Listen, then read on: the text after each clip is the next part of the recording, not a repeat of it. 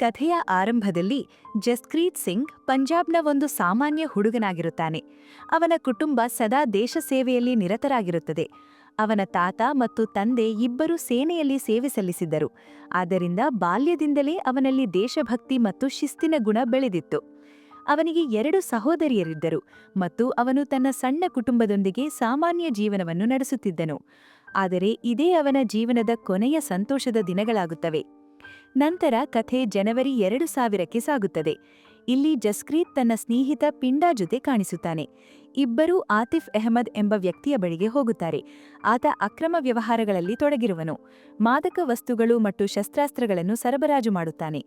ಪಿಂಡಾ ದೊಡ್ಡ ಪ್ರಮಾಣದಲ್ಲಿ ಮಾದಕ ವಸ್ತುಗಳನ್ನು ಆರ್ಡರ್ ಮಾಡುತ್ತಾನೆ, ಏಕೆಂದರೆ ಅವನ ಕುಟುಂಬವು ಈ ವ್ಯವಹಾರದಲ್ಲಿ ತೊಡಗಿಸಿಕೊಂಡಿದೆ. ಜೊತೆಗೆ ಕೆಲವು ಗನ್ನುಗಳನ್ನು ಕೂಡ ಕೇಳುತ್ತಾನೆ. ಆತಿಫ್ ಅದನ್ನು ಕೇಳಿ, ನಿನಗೆ ಗನ್ ಏಕೆ ಬೇಕು ಎಂದು ಕೇಳುತ್ತಾನೆ. ಅದಕ್ಕೆ ಪಿಂಡಾ ಹೇಳುತ್ತಾನೆ, ಕೆಲವರು ಹಣ ಕೊಡುವುದಿಲ್ಲ, ಅವರನ್ನು ಭಯಪಡಿಸಲು ಇದನ್ನು ಬೇಕು ಎಂದು. ನಂತರ ಅವರು ರೈಲಿನಲ್ಲಿ ಪಠಾಣ್ಕೋಟ್ಗೆ ಹೋಗಿ ಅಲ್ಲಿಂದ ತಮ್ಮ ಗ್ರಾಮಕ್ಕೆ ತೆರಳುತ್ತಾರೆ. ಗ್ರಾಮಕ್ಕೆ ತಲುಪುವ ಮೊದಲು ಜಸ್ಕ್ರೀತ್ ಮನೆಯ ಹತ್ತಿರದ ಒಂದು ಮನೆ ಸಂಪೂರ್ಣವಾಗಿ ಅಲಂಕೃತವಾಗಿರುವುದು ಕಾಣಿಸುತ್ತದೆ. ಬೆಳಕು ಮತ್ತು ಸಜ್ಜಿಕೆಯಿಂದ ನೋಡಿದರೆ ಅಲ್ಲಿ ಏನೋ ಸಮಾರಂಭ ನಡೆಯುತ್ತಿರುವಂತೆ ತೋರುತ್ತದೆ. ಅಲ್ಲಿಯೇ ಪಿಂಡಾ ಜಸ್ಕ್ರೀತ್ಗೆ ಕೇಳುತ್ತಾನೆ, ನೀನು ನಿಜವಾಗಿಯೂ ಇದನ್ನು ಮಾಡಲು ಹೋಗುತ್ತಿದ್ದೀಯಾ? ಜಸ್ಕ್ರೀತ್ ಉತ್ತರಿಸುತ್ತಾನೆ, ನನ್ನ ಬಳಿ ಬೇರೆ ದಾರಿ ಇಲ್ಲ. ಪಿಂಡಾ ಅವನಿಗೆ ನೆನಪಿಸುತ್ತದೆ, ನೀನು ಸೈನಿಕರ ಕುಟುಂಬದಿಂದ ಬಂದವನು, ಏನು ಮಾಡುತ್ತಿದ್ದೀಯೋ ಯೋಚಿಸು. ಆದರೂ ಜಸ್ಕ್ರೀತ್ ತನ್ನ ನಿರ್ಧಾರವನ್ನು ಬದಲಾಯಿಸುವುದಿಲ್ಲ. ಇಬ್ಬರ ಕಣ್ಣುಗಳಲ್ಲಿ ಕಣ್ಣೀರು ತುಂಬುತ್ತದೆ. ನಂತರ ಜಸ್ಕ್ರೀತ್ ಅವನನ್ನು ಅಲ್ಲಿಂದ ಹೋಗಲು ಹೇಳುತ್ತಾನೆ. ಅನಂತರ ಜಸ್ಕ್ರೀತ್ ತನ್ನ ಬ್ಯಾಗ್ ತೆರೆದು ಗನ್ ತೆಗೆದು ಲೋಡ್ ಮಾಡುತ್ತಾನೆ, ಜೊತೆಗೆ ಗ್ರೆನೇಡ್ಗಳನ್ನು ಕೂಡ ತೆಗೆದುಕೊಳ್ಳುತ್ತಾನೆ. ಬಳಿಕ ಅವನು ನೇರವಾಗಿ ಆ ಮನೆಗೆ ನುಗ್ಗುತ್ತಾನೆ. ಒಳಗೆ ಹೋಗುತ್ತಿದ್ದಂತೆಯೇ ಅವನು ಒಂದರ ನಂತರ ಒಂದು ಜನರನ್ನು ಕೊಲ್ಲಲು ಪ್ರಾರಂಭಿಸುತ್ತಾನೆ. ಪ್ರತಿಯೊಬ್ಬರಿಗೂ ಒಂದೇ ಪ್ರಶ್ನೆ, ನನ್ನ ಸಹೋದರಿ ಎಲ್ಲಿದ್ದಾಳೆ? ಉತ್ತರ ಸಿಗದವರನ್ನು ಆತ ನಿರ್ದಯವಾಗಿ ಕೊಲ್ಲುತ್ತಾನೆ. ಸ್ವಲ್ಪ ಸಮಯವಲ್ಲಿಯೇ ಸುಮಾರು 15 ಜನರನ್ನು ಕೊಲ್ಲುತ್ತಾನೆ. ಇದರಿಂದ ಸ್ಪಷ್ಟವಾಗುತ್ತದೆ, ಅವನ ಸಹೋದರಿಯೊಂದಿಗೆ ಭೀಕರ ಅನ್ಯಾಯ ನಡೆದಿರುತ್ತದೆ. ಕೊನೆಗೆ ಅವನಿಗೆ ತನ್ನ ಸಹೋದರಿಯ ಮಾಹಿತಿ ಸಿಗುತ್ತದೆ. ಅವಳನ್ನು ಕಂಡಾಗ ಅವನು ಸಂಪೂರ್ಣವಾಗಿ ಕುಸಿದು ಬೀಳುತ್ತಾನೆ. ಅವಳ ಸ್ಥಿತಿ ನೋಡಿ ಮಾತು ಬರದೆ ಅವಳನ್ನು ಸಮಾಧಾನಪಡಿಸಲು ಪ್ರಯತ್ನಿಸುತ್ತಾನೆ. ಆ ಸಮಯದಲ್ಲಿ ಸತ್ಯ ಹೊರಬರುತ್ತದೆ. ಜಮೀನು ವಿವಾದದ ಕಾರಣದಿಂದ ಅವನ ತಂದೆಯನ್ನು ಕೊಂದು ಹಾಕಲಾಗಿತ್ತು. ಅವನ 2 ಸಹೋದರಿಯರ ಮೇಲೆ ದೌರ್ಜನ್ಯ ನಡೆದಿತ್ತು. ಅವರಲ್ಲಿ ಒಬ್ಬಳನ್ನು ಕೊಂದಿದ್ದರೂ ಇನ್ನೊಬ್ಬಳನ್ನು ಅಪಹರಿಸಿದ್ದರು. ಈ ಘಟನೆಗಳು ಜಸ್ಕ್ರೀತ್ನ ಮನಸ್ಸನ್ನು ಸಂಪೂರ್ಣವಾಗಿ ಒಡೆದು ಹಾಕುತ್ತವೆ. ನಂತರ ಅವನು ಸ್ವತಃ ಶರಣಾಗುತ್ತಾನೆ. ಪ್ರಕರಣ ನ್ಯಾಯಾಲಯಕ್ಕೆ ಹೋಗುತ್ತದೆ. ಆದರೆ ಕಾನೂನು ಅವನ ಭಾವನೆಗಳನ್ನು ಅರ್ಥಮಾಡಿಕೊಳ್ಳುವುದಿಲ್ಲ ಮತ್ತು ಅವನಿಗೆ ಮರಣದಂಡನೆ ವಿಧಿಸಲಾಗುತ್ತದೆ. ಅವನ ತಾಯಿ ಹಲವು ಬಾರಿ ಎಂಎಲ್ಎ ವಿರುದ್ಧ ಪ್ರಕರಣ ದಾಖಲು ಮಾಡಲು ಪ್ರಯತ್ನಿಸುತ್ತಾಳೆ, ಆದರೆ ವ್ಯವಸ್ಥೆ ಅವಳಿಗೆ ಸಹಾಯ ಮಾಡುವುದಿಲ್ಲ. ನಂತರ ಕಥೆ 2002ಕ್ಕೆ ಹೋಗುತ್ತದೆ. ಜಸ್ಕ್ರೀಟನ್ನು ಒಂದು ಜೈಲಿನಿಂದ ಮತ್ತೊಂದು ಜೈಲಿಗೆ ಕರೆದೊಯ್ಯಲಾಗುತ್ತಿರುತ್ತದೆ. ಮಾರ್ಗ ಮಧ್ಯೆ ಪೊಲೀಸ್ ಕಾಫಿಲೆಯ ಮೇಲೆ ದಾಳಿ ನಡೆಯುತ್ತದೆ. ಹೊರಗಿನಿಂದ ಕೆಲವರು ಗುಂಡಿನ ದಾಳಿ ಮಾಡುತ್ತಾರೆ ಮತ್ತು ಈ ಗೊಂದಲದಲ್ಲಿ ಜಸ್ಕ್ರೀಟನ್ನು ಅಪಹರಿಸಲಾಗುತ್ತದೆ. ಎಲ್ಲರೂ ಅವನನ್ನು ಅಪರಾಧಿಗಳು ಕರೆದೊಯ್ದರೆಂದು ಭಾವಿಸುತ್ತಾರೆ, ಆದರೆ ಇದು ಪೂರ್ವಯೋಜಿತ ಪ್ಲಾನ್ ಆಗಿರುತ್ತದೆ. ಜಸ್ಕ್ರೀತ್ನಿಗೆ ಅಜಯ್ ಸನ್ಯಾಲ್ ಎಂಬ ಗುಪ್ತಚರ ಅಧಿಕಾರಿಯ ಭೇಟಿಯಾಗುತ್ತದೆ. ಜಸ್ಕ್ರೀತ್ ಕೇಳುತ್ತಾನೆ, ನನ್ನನ್ನು ಇಲ್ಲಿಗೆ ಏಕೆ ತಂದಿದ್ದೀರಿ? ಅಜಯ್ ಹೇಳುತ್ತಾನೆ, ನೀನು ದೇಶಕ್ಕಾಗಿ ಕೆಲಸ ಮಾಡಬೇಕು.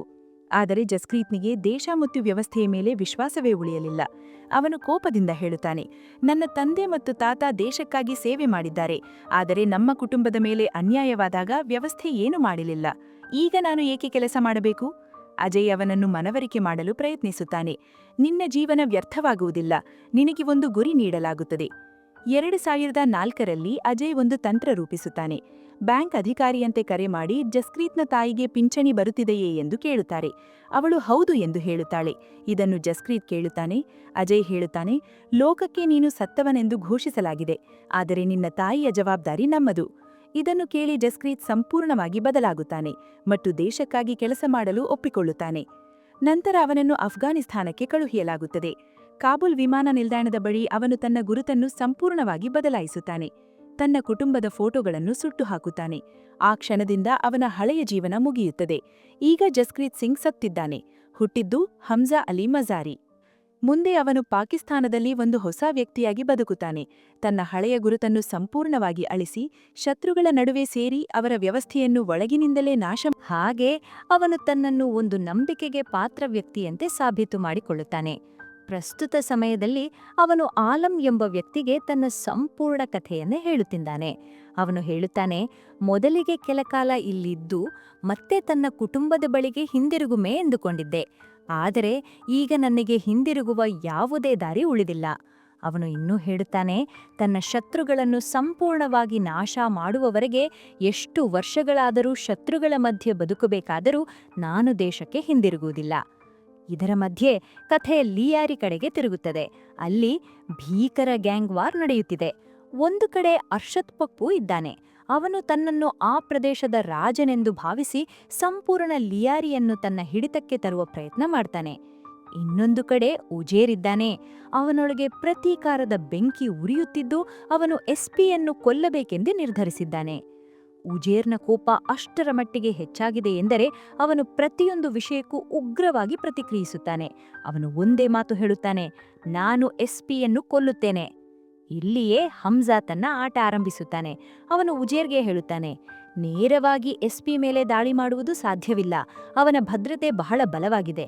ನಂತರ ನಿಧಾನವಾಗಿ ಅವನ ಮನಸ್ಸಿನಲ್ಲಿ ಒಂದು ವಿಚಾರ ಬಿತ್ತುತ್ತಾನೆ, ಅವನ ಸಹೋದರನ ಸಾವಿಗೆ ನಿಜವಾದ ಕಾರಣ ಅರ್ಷದ್ ಪಪ್ಪುವೇ ಎಂದು. ಹಮ್ಜಾ ಇನ್ನೂ ಹೇಳುತ್ತಾನೆ, ಅರ್ಷದ್ ಪಪ್ಪುವಿನ ಗ್ಯಾಂಗ್ನಲ್ಲಿರುವ ರಿಜ್ವಾನ್ ಇದಕ್ಕೆ ಸಾಕ್ಷಿ. ಹಮ್ಜಾ ರಿಜ್ವಾನನ್ನು ಕರೆಸುತ್ತಾನೆ ಮತ್ತು ಅವನು ಉಜೇರ್ ಮುಂದೆ ಸತ್ಯ ಹೇಳುತ್ತಾನೆ. ನಿನ್ನ ಸಹೋದರನ ಮಾಹಿತಿ ಪೊಲೀಸರಿಗೆ ಅರ್ಷದ್ ಪಪ್ಪುವೇ ನೀಡಿದ್ದ. ಇದನ್ನು ಕೇಳಿದ ತಕ್ಷಣ ಉಜೇರ್ನ ಕೋಪ ಮತ್ತಷ್ಟು ಉರಿಯುತ್ತದೆ. ಈಗ ಅವನ ಗುರಿ ಬದಲಾಗುತ್ತದೆ. ಮೊದಲು ಅರ್ಷದ್ ಪಪ್ಪುವನ್ನು ಕೊಲ್ಲಬೇಕು ಎಂದು ತೀರ್ಮಾನಿಸುತ್ತಾನೆ.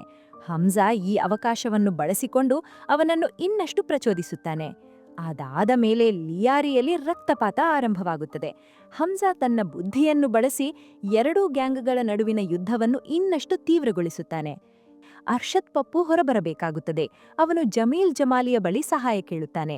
ಜಮಾಲಿ ಅವನನ್ನು ತನ್ನ ಡೈರಿ ಫ್ಯಾಕ್ಟರಿಗೆ ಕರೆದು ಇಲ್ಲಿ ನೀನು ಸುರಕ್ಷಿತ ಎಂದು ಹೇಳುತ್ತಾನೆ. ಆದರೆ ಅಲ್ಲಿ ಈಗಾಗಲೇ ಬಲೆ ಬೀಸಲಾಗಿರುತ್ತದೆ. ಹಮ್ಜಾ ಮತ್ತು ಉಜೇರಲ್ಲಿ ಕಾಯುತ್ತಿದ್ದಾರೆ. ಇಬ್ಬರು ಸೇರಿ ಅರ್ಷದ್ ಪಪ್ಪುವನ್ನು ಭೀಕರವಾಗಿ ಹೊಡೆದು ಕೊಂದು ಹಾಕುತ್ತಾರೆ. ನಂತರ ಅವನ ತಲೆ ಕತ್ತರಿಸಿ ಅದನ್ನು ಪ್ರದೇಶದಲ್ಲಿ ತಿರುಗಿಸಿ ಭೀತಿಯನ್ನು ಉಂಟುಮಾಡುತ್ತಾರೆ. ಹಮ್ಜಾ ಈ ಘಟನೆಯ ವಿಡಿಯೋ ತೆಗೆದು ದೊಡ್ಡವರ ಬಳಿ ಕಳುಹಿಸುತ್ತಾನೆ. ಇದರಿಂದ ಲಿಯಾರಿಯ ಪರಿಸ್ಥಿತಿ ಸಂಪೂರ್ಣ ನಿಯಂತ್ರಣದಿಂದ ಹೊರಗೆ ಹೋಗಿರುವುದು ಸ್ಪಷ್ಟವಾಗುತ್ತದೆ. ಇದನ್ನು ನೋಡಿ ಜರ್ವಾರಿ ಸಾಹೇಬರು ಮತ್ತು ಇತರರು ಕೋಪಗೊಳ್ಳುತ್ತಾರೆ. ಅವರು ಜಮಾಲಿಗೆ ಪ್ರಶ್ನಿಸುತ್ತಾರೆ, ನೀನು ಏನು ಮಾಡುತ್ತಿದ್ದೀಯಾ? ಏಕೆಂದರೆ ಅವರ ಉದ್ದೇಶ ಶಾಂತಿ ಕಾಪಾಡುವುದು. ಎಸ್ಪಿ ಒಂದು ಯೋಜನೆ ಮಾಡುತ್ತಾನೆ. ಕೆಲ ನಿರಪರಾಧಿ ಬಲೋಚ್ ವಿದ್ಯಾರ್ಥಿಗಳನ್ನು ಹಿಡಿದು ಕೊಂದು ಅಪರಾಧಿಗಳಿಗೆ ಶಿಕ್ಷೆ ನೀಡಲಾಗಿದೆ ಎಂದು ತೋರಿಸುತ್ತಾನೆ. ಆದರೆ ಇದರಿಂದ ಪರಿಸ್ಥಿತಿ ಇನ್ನಷ್ಟು ಕೆಡುತ್ತದೆ. ಈಗ ಉಜೇರ್ ಬಗ್ಗೆ ನಿರ್ಧಾರ ತೆಗೆದುಕೊಳ್ಳಬೇಕಾಗುತ್ತದೆ. ಜರ್ವಾರಿ ಅವನನ್ನು ಕೊಲ್ಲಬೇಕು ಎಂದು ಹೇಳುತ್ತಾರೆ. ಆದರೆ ಜಮಾಲಿ ಸಲಹೆ ಕೊಡುತ್ತಾನೆ, ಅವನ ಮೇಲೆ ಆಂಟಿ ಟೆರರಿಸಂ ಕೇಸ್ ಹಾಕಿ ಜೀವಾವಧಿ ಜೈಲಿಗೆ ಹಾಕೋಣ. ಇದರ ನಡುವೆ ಹಮ್ಜಾ ಮತ್ತೊಂದು ಆಟ ಆರಂಭಿಸುತ್ತಾನೆ. ಅವನು ಉಜೇರ್ಗೆ ಹೇಳುತ್ತಾನೆ, ಇಲ್ಲಿ ಉಳಿದರೆ ನಿನ್ನನ್ನು ಕೊಲ್ಲುತ್ತಾರೆ, ದುಬೈಗೆ ಹೋಡು. ಉಜೇರ್ ಅವನ ಮಾತು ಕೇಳಿ ದುಬೈಗೆ ಹೋಗ್ತಾನೆ. ಆದರೆ ಹಮ್ಜಾ ಮುಂಚೆಯೇ ಮಾಹಿತಿ ನೀಡಿ ಇದರ ನಡುವೆ ಎಸ್ಪಿ ತನ್ನದೇ ರೀತಿಯಲ್ಲಿ ಕ್ರಮ ಕೈಗೊಳ್ಳುತ್ತಾನೆ. ಕೆಲ ನಿರಪರಾಧಿ ವಿದ್ಯಾರ್ಥಿಗಳನ್ನು ಸುಳ್ಳಾಗಿ ಸಿಲುಕಿಸಿ ಕೊಂದು ಹಾಕುತ್ತಾನೆ. ಇದನ್ನು ನೋಡಿ ಹಮ್ಜಾ ಬೇಸರಗೊಳ್ಳುತ್ತಾನೆ ಮತ್ತು ಮಕ್ಕಳನ್ನು ಕೊಲ್ಲುವುದು ತಪ್ಪು ಎಂದು ಹೇಳುತ್ತಾನೆ. ಆದರೆ ಜಮಾಲಿ ಹೇಳುತ್ತಾನೆ, ಈ ಆಟದಲ್ಲಿ ಸರಿಯೂ ತಪ್ಪು ಎಂಬುದೇ ಇಲ್ಲ. ಇದಾದ ಮೇಲೆ ಜಮಾಲಿ ಹಮ್ಜಾಗೆ ಸಲಹೆ ಕೊಡುತ್ತಾನೆ, ಹಳೆಯ ಪಕ್ಷವನ್ನು ಬಿಟ್ಟು ಹೊಸ ರಾಜಕೀಯ ಪಕ್ಷಕ್ಕೆ ಸೇರು ಎಂದು. ಜಮಾಲಿ ಮೊದಲು ಹೆದರುತ್ತಾನೆ, ಆದರೆ ಹಮ್ಜಾ ಅವನಿಗೆ ಭರವಸೆ ನೀಡುತ್ತಾನೆ. ಹಮ್ಜಾ ನಂತರ ನಕಲಿ ನೋಟು ಮುದ್ರಿಸುವವರ ಜೊತೆ ಸಂಪರ್ಕ ಹೊಂದುತ್ತಾನೆ ಮತ್ತು ಶಸ್ತ್ರಾಸ್ತ್ರ ತಯಾರಕರನ್ನು ತನ್ನ ಮಿಷನ್ಗೆ ಸೇರಿಸಿಕೊಳ್ಳುತ್ತಾನೆ. ಸಹಾನುಭೂತಿ ತೋರಿಸಿ ಅವರ ವಿಶ್ವಾಸ ಗೆಲ್ಲುತ್ತಾನೆ.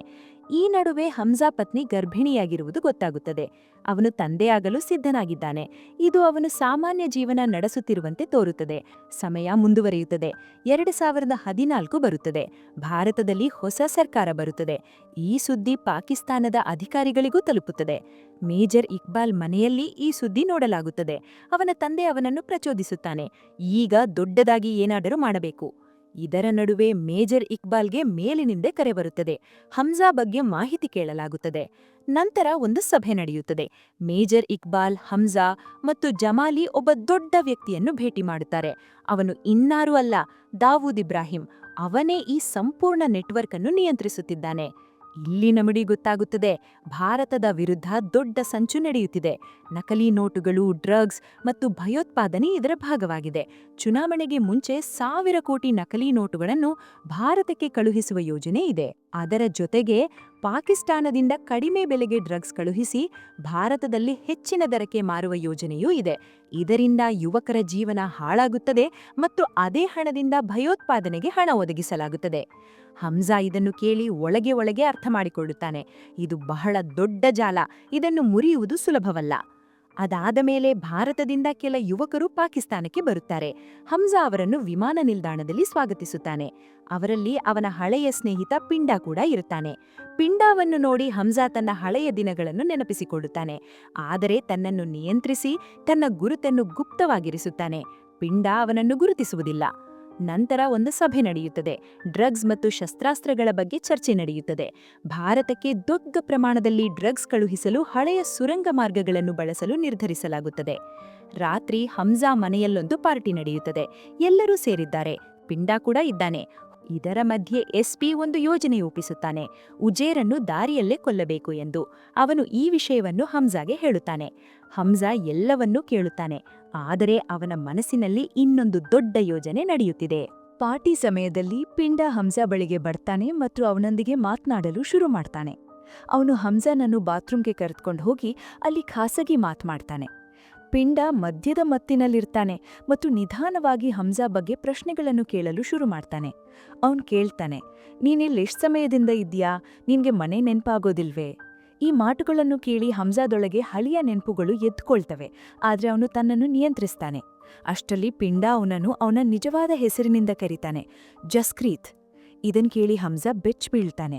ಈಗ ಸ್ಪಷ್ಟವಾಗುತ್ತೆ, ಇವರಿಬ್ಬರ ನಡುವೆ ವಾಗ್ವಾದ ಹೆಚ್ಚಾಗಿ ಹೊಡೆದಾಟದ ಮಟ್ಟಕ್ಕೆ ತಲುಪುತ್ತದೆ. ಹೋರಾಟದ ವೇಳೆ ಪಿಂಡಾ ತಲೆಗೆ ಬಲವಾಗಿ ತಾಗುತ್ತದೆ ಮತ್ತು ಅವನು ಬಿದ್ದು ಸಾಯುತ್ತಾನೆ. ಹಮ್ಜಾ ಬಹಳ ಹೊತ್ತಾದ್ರೂ ಹೊರಗೆ ಬರದೇ ಇದ್ದಾಗ ಆಲಂಗೆ ಅನುಮಾನ ಬರುತ್ತದೆ. ಅವನು ಬಾತ್ರೂಮ್ಗೆ ಹೋಗ್ತಾನೆ. ಅಲ್ಲಿ ಹಮ್ಜಾ ಅವನಿಗೆ ಸಂಪೂರ್ಣ ಸತ್ಯ ಹೇಳ್ತಾನೆ. ಆಲಂ ಪರಿಸ್ಥಿತಿ ತುಂಬಾ ಗಂಭೀರವಾಗಿದೆ ಎಂದು ಅರ್ಥ ಮಾಡ್ಕೊಳ್ತಾನೆ. ತಾನು ಬಲಿಯಾಗಲು ನಿರ್ಧರಿಸುತ್ತಾನೆ. ತನ್ನ ಮುಖಕ್ಕೆ ಗಾಯ ಮಾಡಿಕೊಂಡು ಪಿಂಡಾನನ್ನು ತಾನೇ ಕೊಂದಂತೆ ತೋರಿಸುತ್ತಾನೆ. ಇನ್ನೆಲ್ಲರೂ ಅಲ್ಲಿ ಬಂದಾಗ ಆಲಂ ಅದೇ ಕಥೆ ಹೇಳ್ತಾನೆ. ಆದ್ರೆ ತಕ್ಷಣವೇ ಹಮ್ಜಾ ಅವನನ್ನು ಗುಂಡಿಕ್ಕಿ ಕೊಲ್ತಾನೆ, ಯಾರಿಗೂ ಅನುಮಾನ ಬಾರದಂತೆ. ಇದನ್ನು ನೋಡಿ ಎಲ್ಲರೂ ಆಲಂ ತಪ್ಪು ಮಾಡಿದನೆಂದು ನಂಬುತ್ತಾರೆ ಮತ್ತು ಹಮ್ಜಾ ಅವನಿಗೆ ಶಿಕ್ಷೆ ನೀಡಿದನೆಂದು ಭಾವಿಸ್ತಾರೆ. ನಂತರ ಹಮ್ಜಾ ತನ್ನ ಜನರಿಗೆ ಹೇಳ್ತಾನೆ, 2 ಶವಗಳನ್ನು ಸುಟ್ಟು ಹಾಕಿ, ಯಾವುದೇ ಸಾಕ್ಷಿ ಉಳಿಯಬಾರದು. ಈ ಘಟನೆಯ ನಂತರ ಎಸ್ಪಿಗೆ ಹಮ್ಜಾ ಮೇಲೆ ಅನುಮಾನ ಬರುತ್ತದೆ. ಅವನು ತನಿಖೆ ಆರಂಭಿಸಲು ನಿರ್ಧರಿಸುತ್ತಾನೆ. ಇನ್ನೊಂದೆಡೆ ಹಮ್ಜಾ ಪತ್ನಿ ಎಲೀನಾಗೂ ಏನೋ ಅನುಮಾನ ಬರುತ್ತದೆ. ಅವಳು ಮನೆಯಲ್ಲೇ ಹುಡುಕಾಟ ನಡೆಸಿ ಒಂದು ಡೈರಿ ಕಂಡುಹಿಡಿಯುತ್ತಾಳೆ. ಅದರಲ್ಲಿ ಕೆಲವು ಗುಪ್ತ ಮಾಹಿತಿ ಇರುತ್ತದೆ. ಆಕಸ್ಮಿಕವಾಗಿ ಅದರ ಮೇಲೆ ಏನೋ ಬೀಳುತ್ತದೆ ಮತ್ತು ಅಡಗಿದ್ದ ಬರಹ ಕಾಣಿಸಿಕೊಳ್ಳುತ್ತದೆ. ಹಮ್ಜಾ ಒಬ್ಬ ಭಾರತೀಯ ಏಜೆಂಟ್ ಎಂಬುದು ಅವಳಿಗೆ ತಿಳಿದು ಬರುತ್ತದೆ. ಅವಳು ಹಮ್ಜಾನನ್ನು ಎದುರಿಸಿ ಸತ್ಯ ಕೇಳ್ತಾಳೆ. ಹಮ್ಜಾ ಹೇಳ್ತಾನೆ, ನಾನು ಸಾಮಾನ್ಯ ಜನರ ವಿರುದ್ಧ ಅಲ್ಲ, ಭಯೋತ್ಪಾದಕರ ವಿರುದ್ಧ. ಈ ಜನರು ಭಾರತ ಮತ್ತು ಪಾಕಿಸ್ತಾನ ಎರಡೂ ದೇಶದ ಜನರಿಗೆ ಹಾನಿ ಮಾಡ್ತಿದ್ದಾರೆ. ನಾನು ಅವರನ್ನು ಮಾತ್ರ ನಾಶ ಮಾಡಲು ಬಯಸುತ್ತೇನೆ. ಎಲೀನಾ ಗೊಂದಲಕ್ಕೀಡಾಗುತ್ತಾಳೆ. ಆದರೆ ಕೊನೆಗೆ ತನ್ನ ಮಗುವಿನ ಬಗ್ಗೆ ಯೋಚಿಸಿ ಹಮ್ಜಾಗೆ ಬೆಂಬಲ ನೀಡಲು ನಿರ್ಧರಿಸುತ್ತಾಳೆ. ಅವಳು ಎಚ್ಚರಿಕೆ ನೀಡ್ತಾಳೆ, ಎಸ್ಪಿ ಆಲ್ರೆಡಿ ನಿನ್ಮೇಲೆ ಅನುಮಾನ ಮಾಡ್ಕೊಂಡಿದ್ದಾನೆ. ಈಗ ಕಥೆ ವೇಗ ಪಡೆಯುತ್ತದೆ. ಹಮ್ಜಾ ತನ್ನ ಮಿಷನ್ನಲ್ಲಿ ಸಂಪೂರ್ಣವಾಗಿ ತೊಡಗಿಸಿಕೊಳ್ತಾನೆ. ಮೊದಲು ಅವನು ಶಸ್ತ್ರಾಸ್ತ್ರ ತಯಾರಕರ ಬಳಿಗೆ ಹೋಗ್ತಾನೆ. ಅವರ ಮಗುವಿನ ಸಾವಿಗೆ ನಿಜವಾದ ಕಾರಣ ಎಸ್ಪಿ ಅಸ್ಲಂ ಎಂದು ಹೇಳಿ ಪ್ರತಿಕಾರಕ್ಕೆ ಪ್ರಚೋದಿಸ್ತಾನೆ. ಅವರು ಒಪ್ಪಿಕೊಂಡು ಕಾರ್ನಲ್ಲಿ ಬಾಂಬ್ ಅಳವಡಿಸುವ ಯೋಜನೆ ಮಾಡ್ತಾರೆ. ಇದೇ ಸಮಯದಲ್ಲಿ ಹಮ್ಜಾ ಮತ್ತೊಂದು ಯುಕ್ತಿ ಬಳಸ್ತಾನೆ. ಎಸ್ಪಿ ಅಸ್ಲಂಗೆ ಕರೆ ಮಾಡಿ ಉಜೇರನ್ನು ನಿರ್ದಿಷ್ಟ ಮಾರ್ಗದಿಂದ ಕರೆದು ತರುವುದು ಸುರಕ್ಷಿತ ಎಂದು ಹೇಳ್ತಾನೆ. ಆದರೆ ಎಸ್ಪಿ ಅಸ್ಲಂ ಕೂಡ ಎಚ್ಚರಿಕೆಯಿಂದ ಇರ್ತಾನೆ. ಅವನು ಸ್ವತಃ ಹೋಗದೆ ತನ್ನ ವ್ಯಕ್ತಿಯನ್ನು ಕಳಿಸಿ ತಾನೇ ಹಮ್ಜಾನನ್ನು ಭೇಟಿ ಮಾಡಲು ಹೊರಡ್ತಾನೆ. ಹಮ್ಜಾಗೆ ಇದಕ್ಕೂ ಮುಂಚೆ ಮಾಹಿತಿ ಸಿಗುತ್ತದೆ. ಅವನು ತನ್ನ ಯೋಜನೆಯನ್ನು ಸಕ್ರಿಯಗೊಳಿಸ್ತಾನೆ. ಎಸ್ಪಿ ಕಾರ್ ಸಾಗುತ್ತಿರುವಾಗ ಒಂದು ಕಾರು ವೇಗವಾಗಿ ಬಂದು ಡಿಕ್ಕಿ ಹೊಡೆದು ಭೀಕರ ಸ್ಫೋಟವಾಗುತ್ತದೆ. ಎಸ್ಪಿ ಅಸ್ಲಂ ಸಾಯುತ್ತಾನೆ. ಇನ್ನೊಂದೆಡೆ ಉಜೇರ್ ಬಂಧಿತರಾಗಿ ಜೈಲಿಗೆ ಹೋಗ್ತಾನೆ. ಹಮ್ಜಾ ಅವನನ್ನು ಭೇಟಿ ಮಾಡಿ ಜೈಲಿನಲ್ಲಿರುವುದೇ ನಿನ್ನ ಸುರಕ್ಷಿತೆ ಎಂದು ಹೇಳ್ತಾನೆ. ನಂತರ ಕಥೆ ದೊಡ್ಡ ತಿರುವು ಪಡೆಯುತ್ತದೆ. ಭಾರತ ನಡೆಸಿದ ಸರ್ಜಿಕಲ್ ಸ್ಟ್ರೈಕ್ ತೋರಿಸಲಾಗುತ್ತದೆ. ಪರಿಸ್ಥಿತಿ ಇನ್ನಷ್ಟು ಗಂಭೀರವಾಗುತ್ತದೆ. ಈ ಸಮಯದಲ್ಲಿ ಹಮ್ಜಾ ಮತ್ತೆ ಅಜಯ್ ಸಾನ್ಯಾಲನ್ನು ಭೇಟಿ ಮಾಡಿ ನಕಲಿ ನೋಟುಗಳ ಬಗ್ಗೆ ಸಂಪೂರ್ಣ ಮಾಹಿತಿ ನೀಡ್ತಾನೆ. ನಂತರ ಭಾರತದಲ್ಲಿ 500 ಮತ್ತು 1000 ನೋಟುಗಳನ್ನು ನಿಷೇಧ ಮಾಡಲಾಗುತ್ತದೆ. ಇದರಿಂದ ಸಂಪೂರ್ಣ ನಕಲಿ ಕರೆನ್ಸಿ ಜಾಲ ಒಮ್ಮೆಲೆ ಕುಸಿದು ಬಿಡುತ್ತದೆ. ಖಗಾನಿ ಹೆದರಿ ಬಿಡ್ತಾನೆ, ಯಾಕೆಂದ್ರೆ ಅವನ ಬಳಿ ಇರುವ ಕೋಟಿ ನೋಟುಗಳು ವ್ಯರ್ಥವಾಗುತ್ತವೆ. ಅವನು ಹಮ್ಜಾನನ್ನು ಸಂಪರ್ಕಿಸುತ್ತಾನೆ. ಹಮ್ಜಾ ಅವನನ್ನು ಭೇಟಿ ಮಾಡಿ ಯಾವುದೇ ಹಿಂಜರಿಕೆ ಇಲ್ಲದೆ ಕೊಲ್ಲುತ್ತಾನೆ. ಇದಾದ ನಂತರ ಪಂಜಾಬ್ನ ಎಸ್ಪಿ ಸಂಜಯ್ ಕುಮಾರ್ ಆತಿಫ್ ಅಹ್ಮದ್ ಅನ್ನು ಬಂಧಿಸುತ್ತಾನೆ. ನಂತರ ಹಮ್ಜಾ ಜಹೂರ್ ಮಿಸ್ತ್ರಿಯನ್ನು ಕೊಲ್ಲುವಾಗ ಅಜಯ್ ಸಾನ್ಯಾಲ್ಗೆ ವಿಡಿಯೋ ಕಾಲ್ ಮಾಡಿ ಭಾರತ ದುರ್ಬಲವಲ್ಲ ಎಂದು ಹೇಳ್ತಾನೆ. ಈ ಘಟನೆಗಳಿಂದ ದಾವೂದ್ಗೂ ಅನುಮಾನ ಬರುತ್ತದೆ. ಅವನು ಮೇಜರ್ ಇಕ್ಬಾಲ್ಗೆ ಕರೆ ಮಾಡಿ ಹಮ್ಜಾನನ್ನು ಕರೆದು ತರಲು ಹೇಳ್ತಾನೆ. ಹಮ್ಜಾ ಈ ಅವಕಾಶವನ್ನು ಬಳಸಿಕೊಂಡು ವಿಶೇಷ ವಿಷವನ್ನು ತೆಗೆದುಕೊಂಡು ಹೋಗ್ತಾನೆ. ಅದು ಚರ್ಮದ ಮೂಲಕ ದೇಹಕ್ಕೆ ಪ್ರವೇಶಿಸಿ ನಿಧಾನವಾಗಿ ವ್ಯಕ್ತಿಯನ್ನು ಕೊಲ್ಲುತ್ತದೆ. ಅವನು ದಾವೂದ್ ಜೊತೆ ಭೇಟಿ ವೇಳೆ ಅದನ್ನು ಉಪಯೋಗಿಸ್ತಾನೆ. ಹಮ್ಜಾ ಮನೆಗೆ ಬಂದು ತನ್ನ ಪತ್ನಿ ಎಲೀನಾಗೆ ಪಾಸ್ಪೋರ್ಟ್ ಕೊಡ್ತಾನೆ. ನಾನು ದೊಡ್ಡ ಕೆಲಸಕ್ಕೆ ಹೋಗ್ತಿದ್ದೇನೆ ಎಂದು ಹೇಳ್ತಾನೆ. ಹೊರಗೆ ನಿಂತಿರುವ ಪೊಲೀಸ್ ಅಧಿಕಾರಿ ಇದೆಲ್ಲ ಗಮನಿಸ್ತಾನೆ. ಇನ್ನೊಂದೆಡೆ ಹಮ್ಜಾ ಮೇಜರ್ ಇಕ್ಬಾಲ್ ಅನ್ನು ಕೊಲ್ಲಲು ಸಿದ್ಧಗೊಳ್ತಾನೆ. ಆ ಸಮಯದಲ್ಲಿ ಪೊಲೀಸ್ ಅಧಿಕಾರಿ ಎಲೀನಾಗೆ ಬೆದರಿಕೆ ಹಾಕಿ ಸತ್ಯ ತಿಳಿದುಕೊಳ್ತಾನೆ, ಹಮ್ಜಾ ಒಬ್ಬ ಭಾರತೀಯ ಏಜೆಂಟ್ ಎಂದು. ಈ ಮಾಹಿತಿ ತಕ್ಷಣವೇ ಮೇಜರ್ ಇಕ್ಬಾಲ್ಗೆ ತಲುಪುತ್ತದೆ. ಮೇಜರ್ ಇಕ್ಬಾಲ್ ಈಗ ಎಲ್ಲವನ್ನೂ ಅರ್ಥ ಮಾಡಿಕೊಳ್ತಾನೆ. ಹಮ್ಜಾ ಅವನ ಜನರನ್ನು ಕೊಂದು ಅವನ ಮಧ್ಯದಲ್ಲಿಯೇ ಇದ್ದು ಅವನಿಗೆ ನಷ್ಟ ಮಾಡ್ತಿದ್ದಾನೆ. ಇನ್ನೊಂದು ಕಡೆ ಹಮ್ಜಾ ಕೂಡ ಸಂಪೂರ್ಣವಾಗಿ ಮುಂದಿನ ದಿನ ಹಮ್ಜಾ ತನ್ನ ಜೊತೆ ಶಸ್ತ್ರಾಸ್ತ್ರಗಳು ಮತ್ತು ಸ್ಫೋಟಕಗಳನ್ನು ತೆಗೆದುಕೊಂಡು ಮೇಜರ್ ಇಕ್ಬಾಲ್ ಮತ್ತು ಇತರರೊಂದಿಗೆ ಒಪ್ಪಂದವಾಗಬೇಕಿದ್ದ ಸ್ಥಳಕ್ಕೆ ಹೋಗುತ್ತಾನೆ. ಹಮ್ಜಾ ಅಲ್ಲಿ ತಲುಪುತ್ತಿದ್ದಂತೆಯೇ ಅವನನ್ನು 4 ದಿಕ್ಕುಗಳಿಂದ ಸುತ್ತುವರಿಯಲಾಗುತ್ತದೆ. ಮೇಜರ್ ಇಕ್ಬಾಲ್ ಮುಂದೆ ಬಂದು ನಗುತ್ತಾ ಹೇಳುತ್ತಾನೆ, ನಾನು ಮೊದಲಿನಿಂದಲೇ ನಿನ್ನ ಮೇಲೆ ಅನುಮಾನ ಪಟ್ಟಿದ್ದೆ. ಈಗ ನಿನ್ನ ಆಟ ಮುಗಿದಿದೆ. ಅವನು ಹಮ್ಜಾ ಬಳಿ ಬಂದು ಹೇಳುತ್ತಾನೆ, ಜನರು ಸಾಯುವಾಗ ಅವರ ಕಿರುಚಾಟ ಕೇಳುವುದು ನನಗಿಷ್ಟ. ಅದನ್ನು ಹೇಳಿ ಅವನು ಹಮ್ಜಾದ ಎದೆಗೆ ಚಾಕು ಇರಿಯುತ್ತಾನೆ. ಹಮ್ಜಾ ಗಂಭೀರವಾಗಿ ಗಾಯಗೊಳ್ಳುತ್ತಾನೆ. ಆದರೂ ಅವನು ನಗುತ್ತಾ ಹೇಳುತ್ತಾನೆ, ನನಗೂ ನಿಜವಾಗಿ ಹಮ್ಜಾ ಈಗಾಗಲೇ ದೊಡ್ಡ ಯೋಜನೆ ರೂಪಿಸಿಕೊಂಡಿರುತ್ತಾನೆ. ಅವನಿಗೆ ಗೊತ್ತಿದೆ, ಒಬ್ಬನೇ ಇಷ್ಟು ಜನರ ವಿರುದ್ಧ ಹೋರಾಡಲು ಸಾಧ್ಯವಿಲ್ಲ. ಆದ್ದರಿಂದ ತನ್ನ ಕುಟುಂಬವನ್ನು ಕಳೆದುಕೊಂಡ ಶಸ್ತ್ರ ತಯಾರಕರೊಂದಿಗೆ ಮೊದಲು ಒಪ್ಪಂದ ಮಾಡಿಕೊಂಡಿರುತ್ತಾನೆ. ಅವನು ಅವರಿಗೆ ಹೇಳಿದ್ದ, ಈ ಹಿಂಸೆಗೆ ಕಾರಣರಾದ ಎಲ್ಲರನ್ನೂ ಒಂದೇ ಸ್ಥಳಕ್ಕೆ ತರಿದರೆ ನೀವು ಪ್ರತೀಕಾರ ತೀರಿಸಿಕೊಳ್ಳುತ್ತೀರಾ? ಅವರು ಒಪ್ಪುತ್ತಾರೆ. ಹೊರಗೆ ಅವರ ಜನರು ಈಗಾಗಲೇ ಪೊಲೀಸ್ ಮತ್ತು ರೇಂಜರ್ಸ್ ವೇಷದಲ್ಲಿ ಸಿದ್ಧರಾಗಿರುತ್ತಾರೆ. ಯಾರಿಗೂ ಅನುಮಾನ ಬಾರದಂತೆ. ಸರಿಯಾದ ಸಮಯದಲ್ಲಿ ಒಂದು ಸಂಕೇತಕ್ಕೆ ಬಾಂಬ್ ಸಕ್ರಿಯಗೊಳ್ಳುತ್ತದೆ. ಭೀಕರ ಸ್ಫೋಟವಾಗುತ್ತದೆ. ಸಂಪೂರ್ಣ ಪ್ರದೇಶ ಕಂಪಿಸುತ್ತದೆ. ಹಲವರು ಅಲ್ಲಿ ಹಮ್ಜಾ ಕೂಡ ಗಾಯಗೊಳ್ಳುತ್ತಾನೆ. ಆದರೆ ತಾನು ನಿಲ್ಲಿಸಿಕೊಳ್ಳುತ್ತಾನೆ. ನಂತರ ಎದ್ದು ಅವನು 2 ಭಯೋತ್ಪಾದಕರನ್ನು ಕೊಲ್ಲುತ್ತಾನೆ. ನಂತರ ಅವನಿಗೆ ಮೇಜರ್ ಇಕ್ಬಾಲ್ ಎದುರಾಗುತ್ತಾನೆ. ಇಬ್ಬರ ನಡುವೆ ಹೊಡೆದಾಟ ಮತ್ತು ಗುಂಡಿನ ಚಕಮಕಿಗಳು ನಡೆಯುತ್ತವೆ. ಮೇಜರ್ ಇಕ್ಬಾಲ್ ಓಡಲು ಪ್ರಯತ್ನಿಸುತ್ತಾನೆ. ಆದರೆ ಹಮ್ಜಾ ಅವನನ್ನು ಹಿಂಬಾಲಿಸಿ ಕೊನೆಗೆ ಹಿಡಿದು ಕೊಲ್ಲುತ್ತಾನೆ. ನಂತರ ಅವನನ್ನು ಪೆಟ್ರೋಲ್ ಟ್ಯಾಂಕಿಗೆ ಎಸೆದು ಸಂಪೂರ್ಣ ಟ್ಯಾಂಕ್ ಅನ್ನು ಸ್ಫೋಟಗೊಳಿಸುತ್ತಾನೆ.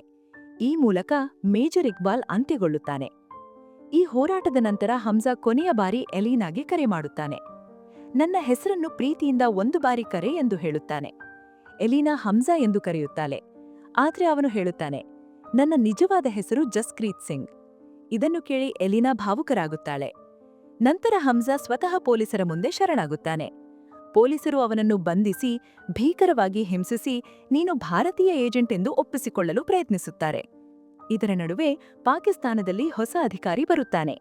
ಅವನು ಹಮ್ಜಾದಿಂದ ಎಲ್ಲವನ್ನೂ ಒಪ್ಪಿಸಿಕೊಳ್ಳಲು ಬಯಸುತ್ತಾನೆ, ಅಂತಾರಾಷ್ಟ್ರೀಯ ಮಟ್ಟದಲ್ಲಿ ಭಾರತವನ್ನು ಕೆಟ್ಟದಾಗಿ ತೋರಿಸಲು. ಆದರೆ ಅದೇ ಸಮಯದಲ್ಲಿ ಅಜಯ್ ಸನ್ಯಾಲ್ ಕರೆ ಮಾಡಿ ಆ ಅಧಿಕಾರಿಗೆ ಬೆದರಿಕೆ ಹಾಕುತ್ತಾನೆ. ನಮ್ಮ ಬಳಿ ನಿಮ್ಮ ದೊಡ್ಡ ಅಧಿಕಾರಿಗಳ ರಹಸ್ಯ ಮಾಹಿತಿ ಇದೆ. ಹಮ್ಜಾನನ್ನು ಬಿಡದೆಂದರೆ ನಾವು ಎಲ್ಲವನ್ನೂ ಬಹಿರಂಗ ಮಾಡುತ್ತೇವೆ. ಅದನ್ನು ಕೇಳಿ ಅಧಿಕಾರಿ ಭಯಪಡುತ್ತಾನೆ ಮತ್ತು ಹಮ್ಜಾನನ್ನು ಬಿಡಲು ಒಪ್ಪುತ್ತಾನೆ. ಆದರೆ ಇನ್ನೊಂದು ಯುಕ್ತಿ ಬೇಕಾಗುತ್ತದೆ. ಹಮ್ಜಾ ಮೊದಲೇ ಉಜೇರನ್ನು ಈ ದಿನಕ್ಕಾಗಿ ಉಳಿಸಿಕೊಂಡಿರುತ್ತಾನೆ. ಈಗ ಉಜೇರ್ ಮೇಲೆ ಆರೋಪ ಹಾಕಿ ಅವನೇ ಭಾರತೀಯ ಏಜೆಂಟ್ ಎಂದು ಎಲ್ಲರ ಮುಂದೆ ತೋರಿಸಲಾಗುತ್ತದೆ, ನಿಜವನ್ನು ಮರೆಮಾಡಲು. ನಂತರ ಹಮ್ಜಾನನ್ನು ಮಾರ್ಗಾಲಾ ಹಿಲ್ಸ್ ಬಳಿ ಬಿಡಲಾಗುತ್ತದೆ. ಅವನು ಗಂಭೀರವಾಗಿ ಗಾಯಗೊಂಡಿರುತ್ತಾನೆ ಮತ್ತು ನಡೆಯಲು ಕಷ್ಟಪಡುತ್ತಾನೆ. ಅಷ್ಟರಲ್ಲಿ ಒಂದು ಕಾರು ಅವನ ಬಳಿ ನಿಲ್ಲುತ್ತದೆ. ಒಳಗೆ ಕುಳಿತಿರುವವನು ಜಮಾಲಿ. ಇಲ್ಲಿ ದೊಡ್ಡ ಟ್ವಿಸ್ಟ್ ಬರುತ್ತದೆ. ಜಮಾಲಿ ಹೇಳುತ್ತಾನೆ, ನಾನು ಕಳೆದ 45 ವರ್ಷಗಳಿಂದ ಭಾರತಕ್ಕಾಗಿ ಕೆಲಸ ಮಾಡುತ್ತಿದ್ದೇನೆ. ಪಾಕಿಸ್ತಾನದಲ್ಲಿ ಏಜೆಂಟ್ ಆಗಿದ್ದೇನೆ. ನಾನು ಯಾವಾಗಲೂ ನಿನಗೆ ಸಹಾಯ ಮಾಡಿದ್ದೆ, ಆದರೆ ಎಂದಿಗೂ ಮುನ್ನೆ ಬಂದಿಲ್ಲ. ಇದನ್ನು ಕೇಳಿ ಹಮ್ಜಾ ಆಶ್ಚರ್ಯಗೊಳ್ಳುತ್ತಾನೆ. ಜಮಾಲಿ ಅವನಿಗೆ ಹೇಳುತ್ತಾನೆ, ನೀನು ಈಗ ನಿನ್ನ ಹಳೆಯ ಜೀವನವನ್ನು ಮರೆತೇ ಬಿಡಬೇಕು. ಹಿಂದಿರುಗಿದರೆ ನಿನ್ನ ಕುಟುಂಬ ಮತ್ತೆ ಅಪಾಯಕ್ಕೆ ಸಿಲುಕುತ್ತದೆ. ಹಮ್ಜಾ ಹೇಳುತ್ತಾನೆ, ನನಗೆ ಒಂದೇ ವಿಷಾದ, ನಾನು ದಾವೂದನ್ನು ಕೊಲ್ಲಲಿಲ್ಲ. ಜಮಾಲಿ ನಗುತ್ತಾ ಒಂದು ಫೋಟೋ ತೋರಿಸುತ್ತಾನೆ. ಅದರಲ್ಲಿ ಅವನು ದಾವೂದ್ ಜತೆ ಇರುತ್ತಾನೆ. ಅವನು ಹೇಳುತ್ತಾನೆ, ನೀನು ವಿಷ ಹಾಕಲು ಹೋದಾಗ ನಾನು ಕೂಡ ಅದೇ ವಿಷವನ್ನು ಅವನಿಗೆ ಕೊಟ್ಟಿದ್ದೆ. ಈಗ ಅವನು ನಿಧಾನವಾಗಿ ಸಾಯುತ್ತಾನೆ. ನಂತರ ಹಮ್ಜಾ ಇಂಡಿಯಾಗೆ ಹಿಂದಿರುಗಿ ಅಜಯ್ ಸನ್ಯಾಲನ್ನು ಭೇಟಿಯಾಗುತ್ತಾನೆ.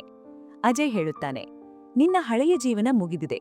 ಎಲ್ಲವನ್ನೂ ಮರೆತು ಹೊಸ ಜೀವನ ಪ್ರಾರಂಭಿಸಬೇಕು. ಹಮ್ಜಾ ತನ್ನ ಪತ್ನಿ ಮತ್ತು ಮಗುವಿನ ಫೋಟೋವನ್ನು ಸುಟ್ಟು ಮುಂದಕ್ಕೆ ಸಾಗಲು ನಿರ್ಧರಿಸುತ್ತಾನೆ. ಆದರೆ ಕೊನೆಯಲ್ಲಿ ತನ್ನ ಕುಟುಂಬವನ್ನು ಒಂದು ಬಾರಿ ನೋಡಲು ತನ್ನ ಗ್ರಾಮಕ್ಕೆ ಹೋಗುತ್ತಾನೆ. ದೂರಗಿಂದ ಅವನು ನೋಡುತ್ತಾನೆ, ಅವನಿಲ್ಲದೆ ಅವರ ಕುಟುಂಬ ಬದುಕಲು ಕಲಿತಿದೆ. ಅವನು ಹಿಂದಿರುಗಿದರೆ ಮತ್ತೆ ಎಲ್ಲವೂ ಹಾಳಾಗಬಹುದು. ಆದ್ದರಿಂದ ಯಾರನ್ನೂ ಭೇಟಿಯಾಗದೆ ಹಿಂದಿರುಗುತ್ತಾನೆ. ಇಲ್ಲಿಯೇ ಕಥೆಯಂತ್ಯಗೊಳ್ಳುತ್ತದೆ.